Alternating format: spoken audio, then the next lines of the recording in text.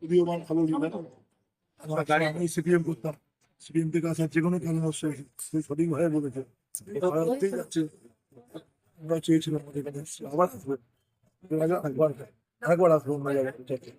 খুব ভালো যুক্তি তর্ক লোকের সভা হলো, টাইম হলো, র্যালি হলো, আমরা বিখ্যাত করলাম সারা এটা সব সরকার চলবে, আমাদের নিজেদের চলতে যাচ্ছে। এখানে আমাদের জনপ্রতিনিধি জনপ্রতিনিধি সাধারণ সহ জনপ্রতিনিধি সবাই করে সব জনপ্রতিনিধিরা আমি কাজ করলে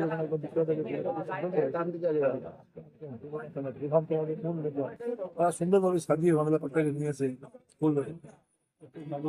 অভ্যর্থনা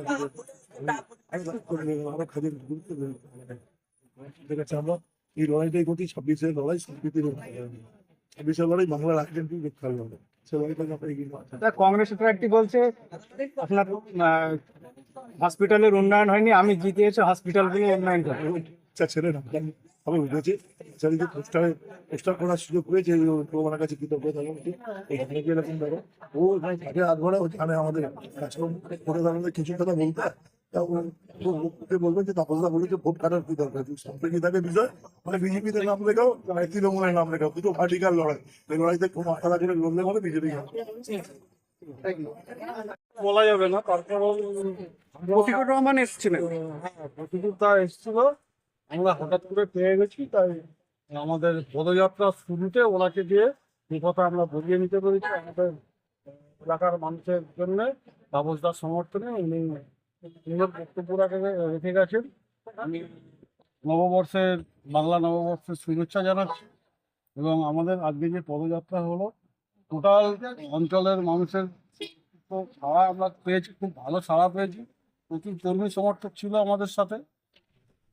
খুব একটা মানে বর্ণাঢ্য সাজানো গোছানো পদযাত্রা দিয়ে হলো।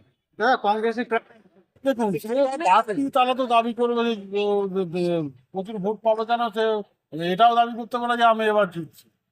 এলাকার মানুষ জানে কোথায় কি করতে হবে। কংগ্রেস, সিপিএম, আইএসএফ, বিজেপি সবই একই করতে দেখেন, একমাত্র তৃণমূল কংগ্রেস বিজেপির বিরুদ্ধে লড়াই করছে আর বাদ বাকিগুলো সবাই একসাথে লড়াই করছে। দিতে হবে যে মানুষটা 5টা বছর এখানে সার্ভিস দিয়েছে, রাত নেই দিন নেই, যখন যে যখন পড়েছে সেখানে পৌঁছে গেছে। একটা পঞ্চায়েত মেম্বাররা অনেক সময় তার পাড়ায় কেউ ডাকলে অনেক সময় পৌঁছতে পারে না, কিন্তু আমাদের এমএলএ পৌঁছে যায়। সেই বলতে না কি অন্য কাউকে করতে হবে, যে যতই দাবি করুক না।